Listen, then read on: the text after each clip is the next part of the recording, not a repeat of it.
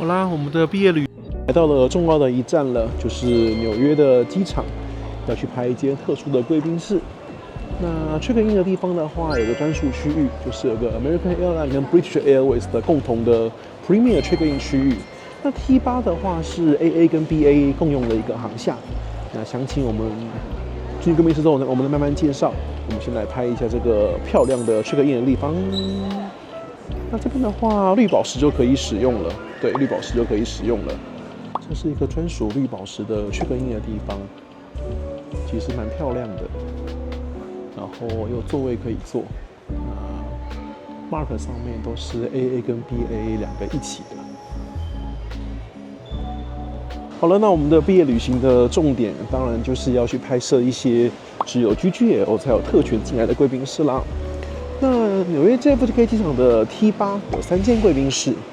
那蓝宝石的是 Greenwich， 在绿宝石的是 SOHO。绿宝石的 SOHO， 我们在002那一集讲国泰航空的头等舱的时候，我们给大家拍过了。那再来就是这一集 Chelsea 咯，下面是 SOHO。Chelsea 的话就是要搭真正的头等舱，然后Concierge Key 还有 BA 的 GGL 可以使用。好，那我们就先进去之后再慢慢聊喽。好了，我们现在走进来就是Chelsea Lounge 了，这个是它 signature 的中间整个大厅酒吧，非常的漂亮。跟我预估的一样，现在中午这个时间就是他们最空的时候，所以我特别挑这个时候的航班来帮大家来做一个拍摄。好，那我们就先把 Chelsea 的整个外观来先走一次。Chelsea 的话，最漂亮就是这个 signature， 这个一进来的这个酒吧，这个酒吧非常的漂亮。其实酒吧会有一些很厉害的酒，待会我们再慢慢来看。其实这酒吧的造型跟卡达是有点像的。然后接下来的话，这边有第一区简单的一些食物，就是小饼干啊、小点心之类的。然后这边就有一区的座位，那座位都是很舒适的。接下来的话呢，中间又有一区也是沙发的座位，像这样。然后这边还有蛮多像这样单独的位置。最里面的话，还有像这样子，可以让你半躺半卧，就是睡觉的一个地方，就像这样。那这里也是比较安静的区域。如果转机时间比较长，像我今天的话，我就在这边可以睡一下。我们就先来用餐吧。Chelsea 的话，这个单点用餐区域的话，就真的像一个餐厅一样。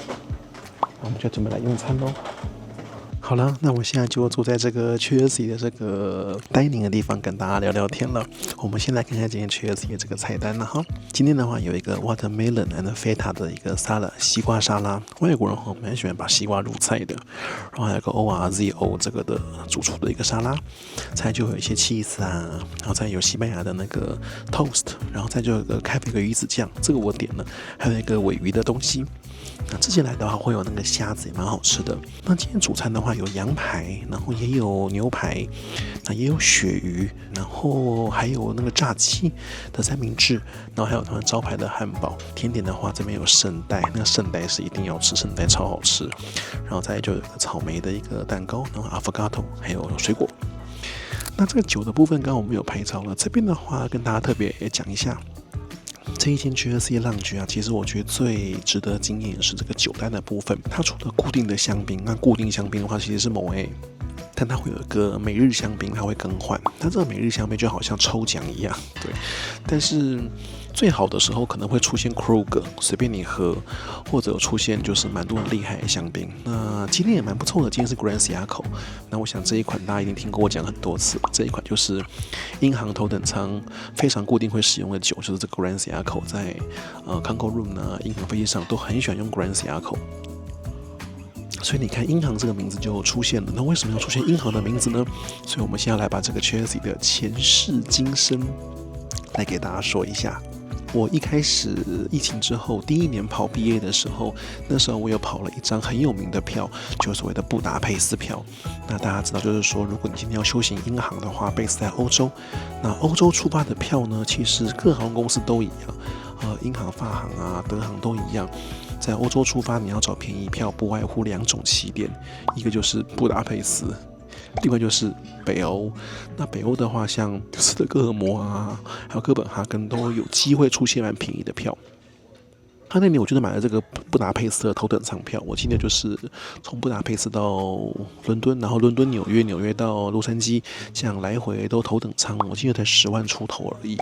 拿到的 tier point 就蛮多了，因为有4段是210 tier point， 然后2段40，所以那一张票就大概是有900多 tier point 很补，对，那时候非常的补。因为第一年要跑5000分的时候很痛苦嘛，5000分的话没办法一直跑亚洲啦，所以就要跑一个长线让它快一点的。那所以那个时候我就已经有经过这个机场，好，所以我对那个时候的机场是有来过的，所以要跟大家分享一下前世今生，这样我觉得大家会比较好懂。原来的话，在纽约机场的话，像波士顿啊或 LAX 啊 SFO， 大家知道你 Post Security 过安检之后的航厦是可以互相连通的，可 JFK 不行 ，JFK T1 到 T8 它并没有是互相连通的。对吧？就是不相邻的。那之前的话，这个 T8 就是 AA 自己独用，那还有一些 OneWorld 的伙伴会用这个 T8。那 BA 在哪呢 ？BA 在隔壁的 T7。那个 T7 哈，我讲一下当时我看到它的第一印象好了。我看到它的时候，其实我有点震惊，因为那个 T7 的 terminal 啊，你从外观看过去，航站的外面就斗大的写的 British Airways。那我觉得这对我来讲是一个蛮有趣的。你可以想象说，今天如果在台湾桃园机场有一个航厦，你走过去，那个航厦上面贴的不是华航、长荣、星宇，上面贴了一个外国籍的航空公司，你不觉得很妙吗？就在一个国家里面，居然有个机场的航厦，它主要的营运者是外国的航空公司，而且还直接贴在航厦的门口，斗大的写的 British Airways。我觉得那个的感觉是蛮强烈的，就是说，这是我的主场的感觉。那这其实也非常的合理啦，因为大家都知道，伦敦到纽约这一条航线，是全世界营收最高的航线。那之前我们看过一则报道，这条是之前是唯一第一条突破，就是一年的营业额突破10亿美金，所以这一年的营业额超过10亿美金的这个肥的这个航线，当然说各家竞争非常激烈。那中间的话，当然就是市占率最高的就是 BA 了。BA 的话，一天有10几班飞这一条伦敦纽约航线，然后跟 AA 也共赢。那 Delta、UA 大家都有这条航线，所有人都想要飞这一条了，因为 PDN Route 谁不想飞嘛？那这一条对 BA 当然是极为重要，所以在疫情之前的时候啊，其实 BA 在全世界有2间的 Concorde Room。我们上次给大家拍过伦敦的 Concorde Room 嘛，对不对？那所以大家很想，就是可想而知，另外一间 Concorde Room 就在 JFK 了。所以 JFK 的 Terminal 7之前的 T7 BA 的航厦里面是有一间 Concorde Room 的。对，那一次我搭了 AA 的航班，然后要转 BA 的航班，我记得那时候为了从 T8 跑到 T7，真的是赶到要死。然后跑到 T7 的时候，先被外观震撼到，又不能不拍照，然后里面人山人海，安检也要排队，时间真的很赶，快来不及了。可是我还是想去 Concorde Room 里面看一下，拍个照片。那也好在那一次我拼死拼活，我还是有去 Concorde Room 里面拍照啦。因为大家都知道，后来很快 T7 就拆掉了。纽约机场正在做一个非常大规模的一个翻新。那首先第一步计划就是 Terminal 7拆掉。那 Terminal 7拆掉之后 ，BA 就搬过来跟 AA 共用这个第8航厦。所以现在第8航厦为什么上面是 AA、BA 2个 mark， 就是因为 BA 搬过来，然后 T8 先重新 renovation， 然后扩大，所以 AA 跟 BA 就一起等于是共同的经营这个第8航厦的这个部分。那所以之前 T7 的 Concorde Room 哈，我有幸有参观过。那虽然空间并不是很大，但是其实就是一个特殊的环境啦，也是蛮值得怀念的。那所以我们现在在这个区域本来是什么呢？刚刚讲前世今生嘛。那原来在这个 T8 的话，就是 AA 是2间贵宾室，一个就是基本的蓝宝 Admirals Club。另外就是所谓的 flagship， 那这个 flagship 是很特别的。其实 AA 的这个 flagship 啊，它蓝宝石就可以进来了。那你说绿宝多了什么呢？它在里面的话，真头等舱的搭乘者的话，在 flagship 里面进来有一区叫做 flagship dining， 也就是说你那时候走进这个 flagship 贵宾室啊，外面一样是自助餐的区域。可是你如果想要在这个餐厅里面坐下来单独用餐的话，就要搭真头等舱了。那所以我那时候因为修行嘛，所以这个我当时也有体验过。所以我们先来放一些之前 flagship dining 的照片给大家看一下。就之前的话，你会先走进 flagship 的贵宾室，然后放眼望去有一大片很大的地方，然后右侧有自助餐的吧台，然后在后面就有个隐秘的门，就是 flagship dining。那你有特殊资格的，会有人带你进去，坐在里面就可以单独用餐。那我记得我那时候去应该是吃早餐吧，那我记得那个早餐是非常不错的，所以这个。之前的话，在 JFK T8就是这样。那现在 BA 搬过来之后呢，他们就整个做一个新的 renovation 了，把它变成3个区域。蓝宝石单独出来叫做 Greenwich， 然后绿宝石的那一块就是 SOHO。那我们现在所在这个空间呢，其实就是本来的 Flagship Dining 的区域的扩大版，然后叫做 Chelsea Lounge。那目前营运方式的话 ，AA 主要负责营运 SOHO 跟 Greenwich， 那这一间 Chelsea Lounge 呢，主要是银行负责营运，所以你可以把这一间 Chelsea Lounge 想成是之前银行在 T7的 Concord Room 的新家，你可以这样想，然后直接跟 AA 共用，所以呢，这样子的话，出现 Grand Siaco 是不是很合理的呢？像小故事的介绍，不知道大家对于这个 JFK 机场的前世今生有没有比较清楚的了解？好，所以我们现在在这一区其实是原来的 AA 的 flagship dining 区域，那现在独立出来变成一个 Chelsea Lounge。那这个菜单呢，其实跟以前的话相差没有太多。那我觉得很可以介绍的是那个 signature 的那个汉堡，对，我们可以跟伦敦那一集我们在 Concord Room 吃到的汉堡，我们来个超级比一比，等一下我们就等上菜。那这些贵宾室我每次来其实都觉得非常不错。那我这次是因为特别想帮大家做毕业旅行的系列，所以我其实是订了晚上的航班，但我其实故意挑长的转机时间，现在11:46我就到了。为什么呢？因为这间贵宾室越晚人越多。我上次跟大家介绍过这个，美东的话，基本上尖峰时刻往欧洲就是傍晚开始，因为傍晚开始之后搭过去加上时差等于欧洲的清晨。所以 BA 的航班大概从4、5点之后就是半小时或1小时就一班，非常多。AA 也是一样，一天前往伦敦的班机 AA 跟 BA 应该有14、15班跑不掉。那绝大部分都是傍晚，有很少数的班机早上清晨起飞，然后傍晚就是晚上抵达伦敦，但那个很少，大部分都是晚上起飞，所以晚上起飞都是一个尖峰时刻，所以我不敢挑那个时间来，因为那个时间来我可能就没办法像这样子有一个 corner 可以很舒适的坐着跟大家这样说。我挑这个中午时间来的话，就是一个空档时间，所以现在就可以比较轻松的跟大家在这边就是讲这个 Chelsea Lounge 了。那我们就先等餐食上，我们再继续聊。结果先上的居然是这个招牌的这个汉堡，我们先来吃一口薯条，听这个声音就好吃，对不对？真的好吃。大家记得上次我在伦敦 Concord Room 的汉堡的评价吗？那我们先来试这边的汉堡哦。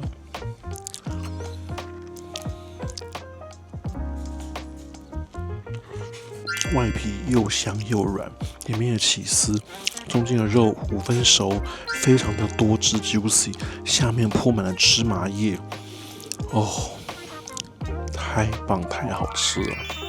这比伦敦 Concord Room 的 Signature Burger 真的要好吃100倍。他如果有转机，然后真的搭乘头等舱，然后经过纽约，如果可以，你可以进来去 Chelsea Lounge 的话，我会建议你就是转机时间拉长一点，在这 Chelsea 这边可以好好的坐下来吃顿饭。这边每道餐食都真的是蛮好吃的，我来过了4、5次吧，每一次来这边吃的都觉得吃的哇好开心哦。然后配上 Grand Siaco， 我在这边的话遇过我自己最喜欢的香槟是 Crystal。就是日航头等的 Crystal， 这边也出现过，所以这边的香槟会出现 Crystal， 会出现 Krug。Grand Siaco 反而算基本款了，就香槟都很厉害，一定要记得问他，不要傻傻只喝摩 A 哦，要问他有没有Today Special Champagne， 就会有意外的惊喜。我今天清晨4点就起来了，然后本来要去 BA 波士顿吃早餐，然后被气到什么都没吃。现在中午12点，这是我今天的第一餐，所以我真的快饿死了。刚刚汉堡真的觉得太好吃了。再来我们试试看羊排的部分哦，这个羊排我们就拿来跟卡达对标一下好了。它有配一些酸菜，看来是亚洲口味吗？我们看看羊排的表现如何哦。对，是亚洲风味。这羊排配上一点酸菜，有一点中东风味，但羊排本身也是很嫩，很好吃哎。我发现在飞机上或贵宾室，好像点羊排比牛排这个成功几率高很多，羊排都很好吃。它没有按照顺序上，这个应该要先来才对。这个是鱼子酱，上次来没有这一道。上次前菜我点的是虾子，那虾子我印象中是非常好吃的。鱼子酱我倒是还没试过，这鱼子酱的好坏差很多。鱼子酱就是一翻两瞪眼，好不好一吃就知道了。它下面这个应该是煎的酥酥脆脆的马铃薯，很酥脆的马铃薯，这可能要用刀子。它这个不同于一般鱼子酱，像日航都给就是那个什么奶油啦、小圆饼啦，它鱼子酱选择配的是马铃薯，但它把马铃薯煎到就是酥酥脆脆，像是一个饼一样，然后搭配鱼子酱本身品质不错，没有什么腥味。比起早上我们看到的那些贵宾室，是不是差很多？真的差很多。这马铃薯本身煎的也相当好，因为非常的酥，那里面又很软。像这种就是在飞机上面不容易做出来，因为这个酥一定要拿锅子去煎嘛，这个就是加热做不到的事情。这道有出乎我的意料之外，是蛮不错的。我本来以为是冷的，还是热的，蛮好吃的一个前菜。好了，接下来是鳕鱼，鳕鱼也是要来试试看的东西。之前吃的好像不是鳕鱼，菜单更换的蛮频繁的。这个鳕鱼里面的肉质切起来手感是蛮不错的，来试一点啊。鳕鱼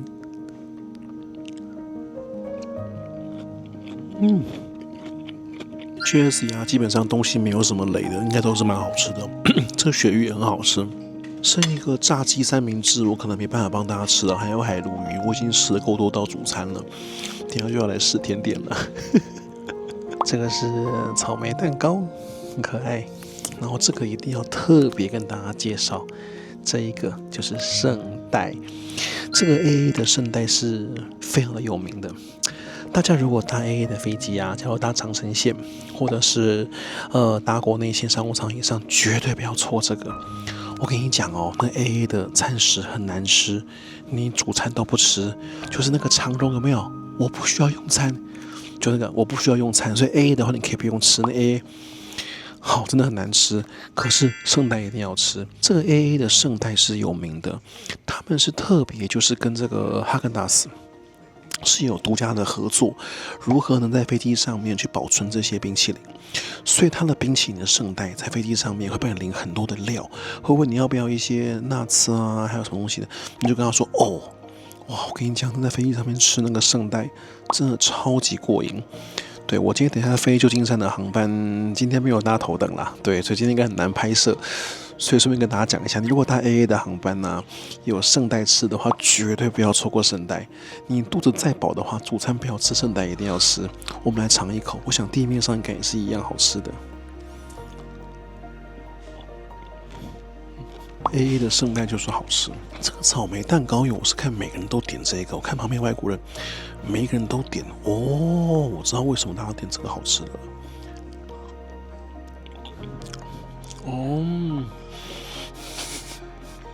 上面是蛋糕体，中间是满满的，给大家看一下，满满的卡士达酱，然后里面有草莓啦，这当然好吃啊，这个肥死，但是这一定好吃啊！有看新鲜草莓在这边，卡士达酱、卡士达跟草莓，这一定好吃的啦。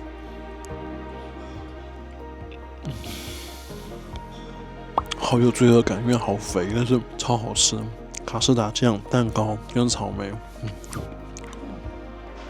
蛋糕的膏体类不多，卡士达酱比较多。对比一下早上我们在那个波士顿看到的那些食物，有没有觉得天差地别？我觉得这间 Chelsea Lounge 我个人是还没有去过 Delta One 啊，因为听说 Delta 很厉害嘛。那 Delta One Lounge 的话，目前是在 JFK、波士顿跟 LX， 第4间要开在西雅图。Delta One 我觉得可能也是蛮厉害，这就是 UA 的 Polaris。其他贵宾室的话，我想都，但这一间我想一定是最好之一啦，因为这个毕竟就是瘦死了骆驼比马大嘛。那这个 AA 再怎么样破，再怎么样穷，总是要有一间贵宾室能见人的吧？总不能没有半间贵宾室能见人，那也太惨烈了嘛！你们说是不是？所以 AA 跟 BA 好歹在北美有这间 Chelsea 是可以见人扶得上台面的，就是还勉强过得去。我再把这间贵宾室的那个进入的规则再说一次，免得大家混乱哈。你是搭洲际线 AABA 航班的长程线的头等舱或 Transcon 的话，目前 AA 只有 JFK SFO、JFK LX 还有 JFK SNA 这3条 JFK 出发的 Transcon。那其他的话你不会经过这里 ，Boston LX 你不会经过这里，还有 Miami LX 你也不会经过这里。那你搭 JFK 出发3条 Transcon 或者是 JFK 出现的跨洲头等舱限定 AABA， 那么你才可以进来这一间。外航的话，你搭日航头等是进不来这里的哦。你搭日航的头等只能去 SOHO， 因为比照绿宝石，所以外航的头等你只能去 SOHO， 你进不来 Chelsea， 你一定要搭 AABA。所以进这一间就是你要搭 AABA 在 JFK 出发的 Transcon 或跨洲航线的头等，那比较容易，我觉得 Transcon 啦，要不然你跨洲飞 LH 就都很贵啦，对，所以比较简单就是 Transcon， 对 Transcon， 那里程票有机会还是可以换到，头等如果有位置的话，52500里，我觉得是蛮划算，如果能换到的话，就是非常好的 deal， 就是值得特别过来吃一顿啊，对。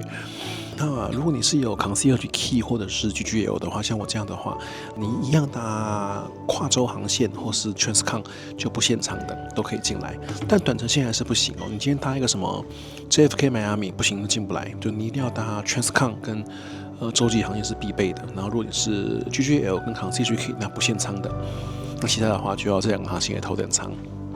所以有机会来去Chelsea走走吧。既然吃饱喝足了，就要怎么样？就要来洗澡喽，跟饭店流程一样了嘛。那 Chelsea 的这个shower room的话，必须在入口处跟他先登记。那它只有3间可以使用而已，所以尖峰时刻都是要等的。不过我们挑这个时间来的话，就还好。对，然后备品的话就真的很普通，不是什么有牌子的东西。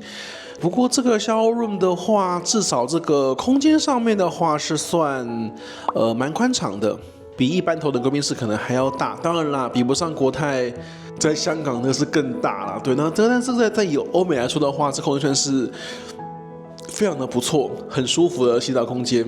那我们好不容易吃饱了，就要来洗个澡，然后我们要再去那个休息区，再来躺一下睡个觉，把 Chelsea 当饭店来住了。享受完美味的食物，也在淋浴间把澡都洗好了，在这边躺着真的是非常的舒服。这个椅子的话，躺起来比那个吉隆坡的马航要舒适很多，它可能这个比较厚吧，对，然后面积也是比较大，就外国人的尺寸这样子，所以整个感觉上是非常的舒服的。对，这刚刚就是我稍微躺一下，我还真的是睡着了，所以要小心要弄个闹钟，免得搭不上飞机。几件事要跟大家补充一下，这个 Chelsea 蛮奇怪的，这个 Chelsea Lounge 的话，它服务的客人就是洲际航线跟 Transcon。其他的航线的话，你有再高卡你也进不来嘛，所以基本上就是 Transcon 的洲际航线。可是非常奇怪的是，我从刚刚下午开到现在，它越洋航线就洲际线是会有 boarding 的那个 announcement 有广播，可是 Transcon 没有。我不知道理由在什么地方，就是搭国内线的比较自己会知道时间，不用广播。搭国际线的就要广播，我不懂那个逻辑在什么地方，反正就是蛮怪的，就这第一件事。第二件事，还好我今天的策略是正确的，帮大家刚刚呈现到那个录影的部分。大家看到我刚刚录影的时候，其实人不多嘛。现在这傍晚10分的话，就真的是不得了。你看这傍晚，光 London Heathrow 就10班，这还不加其他的欧洲线，所以大概从5点钟、4点多之后，哇，人就开始很多。所以我刚刚在这边睡了一觉，睡醒之后就出去外面上厕所，发现哇。那个尖峰时刻外面刚刚餐厅啊，我刚刚不是说，刚刚我吃饭的时候只有我，然后旁边有2组客人而已，但现在是要找一个位置都困难了。有些人在酒吧那边吃，餐厅没有位可以吃了，现在外面是一位难求。那里面这个睡觉的位置也是一样，淋浴间也是一样，所以这间 Chelsea 的话，如果你是专程想来好好体验一下的话，我会建议你就去选下午的航班，不要选这个傍晚尖峰时刻，因为人就真的比较多，你可能做很多事情都是要排队，都要等待的。那以上就是这2个小小补充。那这间贵宾室的话，设施其实也没有这么多，不过主要就是餐饮部分，然后就是香槟的部分。对，那希望大家下次来的时候可以遇到很厉害的香槟哦。那餐饮部分在美国境内的话，也算是很不错的选择，只是场地没有太大。淋浴间的备品要说一下，淋浴间的备品真的是蛮普通的。